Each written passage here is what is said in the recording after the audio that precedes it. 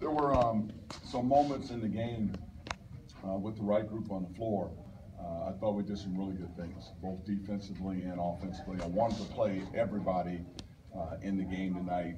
Got some strange combinations out there. It's hard to fly in and out of games and be stiff and jump back in there again, but I wanted to give everybody an opportunity to get on the floor so then we can look at tape and teach and make some corrections and things of that nature. I thought when we were really locked in defensively, we did a really nice job in this game with this team. We were locked in offensively. We shot the ball well also. But when we broke down defensively, as these guys will learn, it doesn't matter who you're playing. Everybody can score at this level. If you're not locked in on your defensive assignment, you're forgetting to rotate and not ready to move your feet and play defense, anybody can score on you. So it's going to be a great teaching tape for us. But at the same time, obviously when we get going, we won't play everybody. I'm trying to find a rotation of probably about 8, 9, maybe 10 guys, and those will be the guys that really get locked in with us defensively.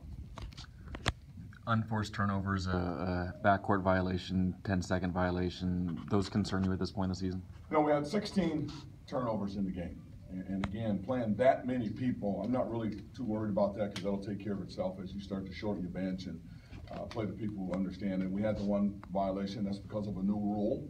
It wasn't a 10-second. When that ball gets tipped, the clock doesn't get reset. So that's kind of on us to educate and make sure guys totally understand what that is, even though we've talked about it. So I'm not too much worried about that. As fast as we play, the way we get up and down the floor, if we can keep that thing between 10 to 16 turnovers, that's really good, particularly playing that many different combinations on the floor. They took a lot of three-pointers. What did you think of the perimeter defense today? Well, when you start throwing up 36 threes, that's a lot of threes. And when you get up on a team, the tendency is to relax a little bit, and then all of a sudden, again, trying to get guys in and out of the game, and guys kind of got lost at time on defensive assignments, and shooting that many threes, you're going to make your fair share of them. So overall, I don't think we did a very good job with our perimeter defense when you look at how many threes they got up, how many uncontested ones they shot, but yet at the same time they hit some tough ones. What I'll look at again is where we're at on the floor when we broke down, work with those guys, get them tougher mentally in terms of understanding what they need to do.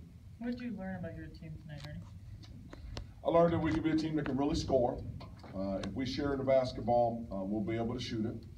I learned that we're a team that can get out and transition, and we're athletic enough, a lot more athletic than last year. I learned that we will not miss the scoring punch that graduated our program. We've got some guys that can come in and score. And I learned that we could be a really good defensive team. We have the right mindset, the right combination on the floor.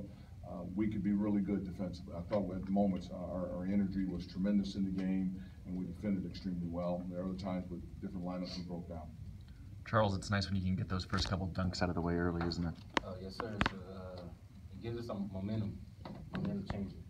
Did getting a few like that, did that kind of help you ease into the game, your first game here at Washington State? Actually, it did. It really helped me get the jitters out and made me get more comfortable with myself and within the game. Josh, what's your evaluation from today's game, what you saw from the team? I saw just a bunch of different lineup groups that we went with and just kind of trying to work out which ones work and which ones mesh with each other. So I think that's the main thing when you have 7 new guys, just trying to figure out the chemistry and the cohesiveness within our team. They went on a 13-2 run in the first half, and you guys counterpunched pretty well. When they went on their run late in the game, why do you think it was harder for you guys to respond? I mean, they shots just started falling from there when they shoot 36 threes. Eventually some are going to drop, and they started making them, and then we knew we had to do something about that, and we couldn't let them, come right back in the game. So. Valentine got to get into the game for the first time in over a year. What did you see from him? I mean, he's a really long, athletic defender, and he had to guard Wiley, who was kind of a tough matchup for him out on the perimeter. So I think that was a little bit hard for him since he's used to, being more in the paint as a rim protector. So, but I think it was a good test for him and for me guarding him because he's a really good big who can play inside and out. So I think it was good for both of us. Ernie, 7 assists for Ike. Do you see him being that kind of distributor night in and night out? I think offensively he did some good things. He should be able to distribute because he understands the system.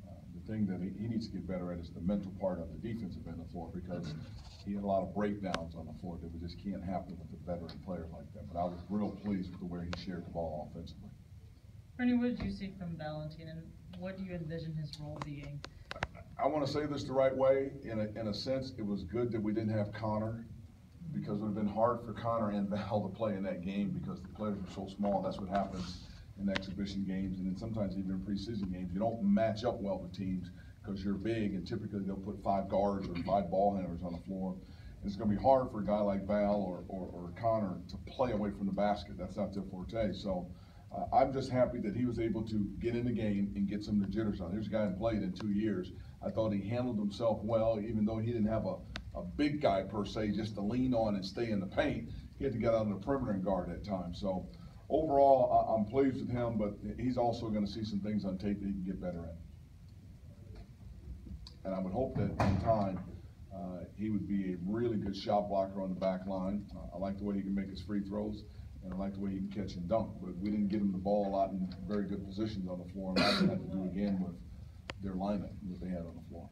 And when do you expect Connor back? He'll see the doctor again on Monday. He's doing some things already in the pools. Everything's responding well. He has a strained knee. I'm hoping to get him back sometime, within the next couple of weeks. Thank you, guys. Thank you. Thank you. Thank you.